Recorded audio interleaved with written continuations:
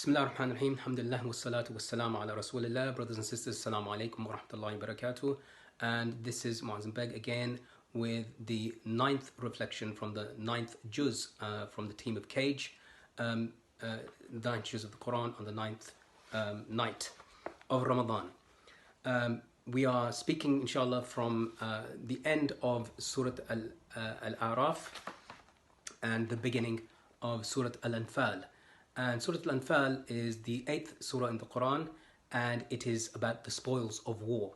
And it continues rather then after that to Surah At-Tawbah. And these Surah At-Tawbah, so you understand, is a surah in the Quran, is the only one that doesn't begin with the basmala, with the bismillah. And that is for many reasons. Some ulama say is because it's a continuation of Surah Al-Anfal. Others say it's because of the nature of the subject of jihad, of hypocrites, munafiqeen, about the seriousness of the nature of the subject contained within Anfal and At-Tawbah that join them together, and so forth. But our discussion today, inshallah, is around Surah Al-Anfal and the beginning part of it.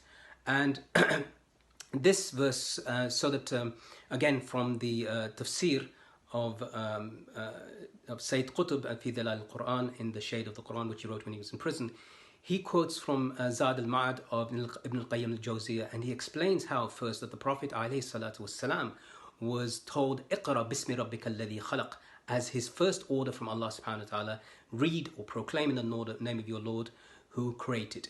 And then after that, about 3 years later, he was told, Ya ayyuhal mudaththir, or Ya ayyuhal mudaththir, qum fa'andhir, O you wrapped up in garments, stand up and warn. So this was the second stage, first to proclaim and read, then to stand up and warn the idolaters or the mushrikeen around him to give up their ways of falsehood and to follow and worship Allah subhanahu wa ta'ala in his oneness, and to reject idol worship.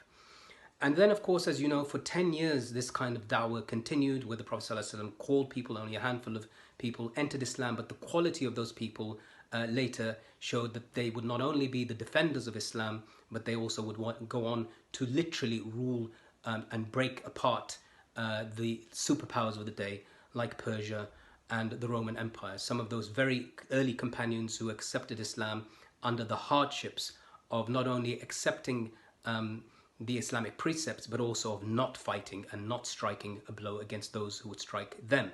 And then verses were revealed about how Allah subhanahu wa ta'ala says, أُذِنَ لِلَّذِينَ يُقَاتِلُونَ بِأَنَّهُمْ ظُلِمُوا وَإِنَّ اللَّهَ عَلَى نَصْرِهِمْ لَقَدِيرٌ.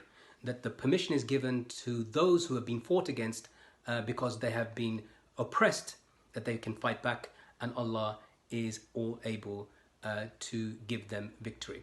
And so that's what happened, and Surah Al-Anfal, of course, talks about this in particular with the Battle of Badr, where the Muslims were able to, in the month of Ramadan, on the 17th of Ramadan, strike back against and defeat a military force that was 3 times their size at the Battle of Badr. And the Prophet ﷺ famously raised his hands before this battle and said, Oh Allah, if this small group of people, this small group of 313 men are defeated, then who will be left? None will be left to worship you. And Allah subhanahu wa ta'ala gave them the victory in the most decisive battle in the history of Islam. But the verse that I want to look at, the couple of verses I want to look at in this is around Surah Al-Anfal, when Allah subhanahu wa ta'ala says of those people who are the believers, إِنَّمَا الْمُؤْمِنُونَ الَّذِينَ إِذَا ذُكِرَ اللَّهُ وَجِلَتْ قُلُوبُهُم وَإِذَا تُلِيَتْ عَلَيْهِمْ آيَاتُهُ زَادَتْهُمْ إِيمَانًا وَعَلَى رَبِّهِمْ يَتَوَكَّلُونَ. And this essentially means that the true believers are those, when Allah's name is mentioned, that their hearts are filled with awe, and when Allah's name is mentioned, their faith is strengthened, and that their reliance on Allah is increased. Now, the famous Sahabiya Darda said of this that the wajilat qulubuhum, that their hearts are filled like a burning fire with awe. And when that happens, and a person's heart is shaken by the very mention of Allah, that is the time to ask Him. That is the time to remember Allah, and that is the time to seek from Him, because that is when you're most connected to Him. And of course, this is backed up by a verse later in Surah Al-Anfal, when Allah subhanahu wa ta'ala says, فَإِذَا لَقِيتُمُ الَّذِينَ كَفَرُوا فَلَا تُوَلَّهُمُ الْأَدْبَارِ. So if you meet those who are disbelievers, do not turn your backs to them. and continues again about those people who are actually involved in the fight against those disbelievers.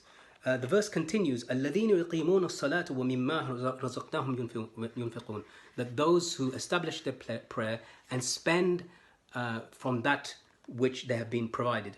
أُولَٰئِكَ هُمُ الْمُؤْمِنُونَ حَقًّا, that indeed these are the true believers. لَهُمْ دَرَجَاتٌ عِنْدَ رَبِّهِمْ وَمَغْفِرَةٌ وَرِزْقٌ كَرِيمٌ, that they have the ranks bestowed upon them by Allah, they have Allah's forgiveness, and they have continuous provision for them.